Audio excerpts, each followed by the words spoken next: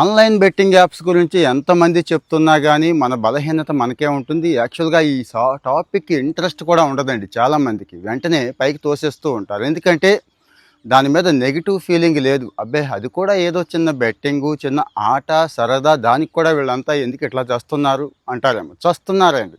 నిజంగానే రోజుకి కొన్ని వందల మంది చస్తున్నారు. రికార్డుల్లోకి రావు అవన్నీ. కావాలంటే చెక్ చేసుకోండి. ఆర్థికంగా చితికిపోయి, మానసికంగా, కుటుంబ పరంగా కొన్ని వందల వేల మంది చనిపోతున్నారు.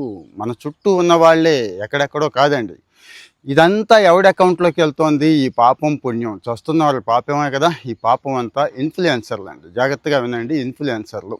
ఈ మధ్యకాలంలో చాలామంది ఇన్ఫ్లుయెన్సర్ల మీద కేసులు పెడుతున్నారు. తెలంగాణ పోలీసులు అరెస్ట్ చేస్తున్నారు. యూట్యూబ్లో ఒకళ్ళిద్దరు కూడా గట్టిగా చెప్తున్నారు అనుకుంటున్నాం కదా. కానీ దీని వెనక ఇంకా భయంకరమైన వాస్తవాలు ఉన్నాయి, గుర్తుంచుకోండి. ఒక ఇన్ఫ్లుయెన్సర్ 1,00,000 2,00,000 ఉన్న ఇన్ఫ్లుయెన్సర్, ఫాలోవర్స్ ఉన్న ఇన్ఫ్లుయెన్సర్ కోట్లు సంపాదిస్తున్నాడు, కోట్లలో ఇల్లు కడుతున్నాడు, మంచి ఫారిన్ ట్రిప్పులు వేస్తున్నాడు అంటే ఎలా సాధ్యం ఆలోచించండి. మహా అయితే 5-10 వేలు ఇస్తాడు ఎవడైనా ప్రమోషన్ చేస్తే.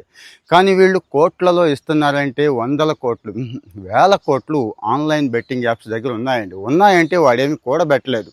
మనవే, మన కష్టార్జితం, రక్తం, మన రక్తాన్ని పీల్చేస్తున్నారండి. జాగ్రత్తగా వినండి. పోనీ బెట్టింగ్ కాసి ఇదిగో 100 రూపాయలు సంపాదించాడు, వీడు బాగుపడ్డాడు అనేవాడిని ఒక్కడిని చూపించండి దయచేసి. సక్సెస్ స్టోరీ పెడదాం, లైవ్ పెడదాం కావాలంటే. ఒక్కడిని. 99% సక్సెస్ రేట్ లేదండి. బాగుపడేది ఎవరు అంటే ఆ యాప్స్ ఎవడైతే తయారు చేశాడో, 1,00,000-2,00,000 కూడా యాప్ తయారు చేసి ఇచ్చేస్తే దాన్ని పొలవమని పంపించేయడం, టెలిగ్రామ్ గ్రూపులు ఏర్పాటు చేయడం మామూలు దందా కాదండి.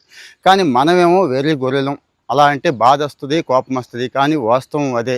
పాపం చదువుకున్న వాళ్ళు అలాగే ఉన్నారు, ఏమీ తెలియని వాళ్ళు అలాగే ఉన్నారు. ఎవడి సొమ్ము కోసమో ఆశపడి ఎవడి సొమ్మో దొబ్బేద్దాం, ఎవరిదో కొట్టేద్దాం, బాగుపడిపోదాం. ఎలా బాగుపడతాం అనేది కూడా మర్చిపోతున్నారండి. మరి ఇంత సంపాదిస్తున్న వాళ్ళల్లో ఎవరున్నారు అంటే చాలా ధైర్యం ఉందండి వాళ్ళకి. మీకు తెలుసు, ఈ ఇన్ఫ్లుయెన్సర్లని మీరు అనుకుంటున్నారు పెద్ద సెలబ్రిటీలు. కొన్ని చోట్ల అయితే పొలిటీషియన్స్ కూడా ఉన్నారని రీసెంట్గా రిపోర్ట్స్ వస్తున్నాయండి. హర్యానా మాజీ సీఎంని కూడా ఇప్పుడు ఏదో నోటీస్ పంపించారని. ఇలాంటివి చాలా ఉన్నాయి. అవి కాంట్రవర్సీ మనకు వద్దు. కానీ బెట్టింగ్ యాప్ అనేది మందు తాగండి, సిగరెట్ తాగండి, డ్రగ్స్ కంటే కూడా చాలా ప్రమాదం ఈ బెట్టింగ్ అని చెప్పేస్తున్నారండి. ఒక్కసారి ఆ ఉచ్చులో పడిపోతే ఇక బయటికి రాలేరు. పాపం చెల్లి పెళ్లి కోసం అని చెప్పి దాచిన డబ్బులు కూడా మన బెట్టింగ్ కట్టేసి ఇంకా ఈ బలహీనత నాకు పోదేమో, నేను పోతే బెటర్ అని చెప్పి ట్రైన్ కింద పడి సూసైడ్ చేసుకున్న అబ్బాయి గురించి తెలుసు. మనం తెలుసుకునేవి కొన్ని చాలా తక్కువ అండి.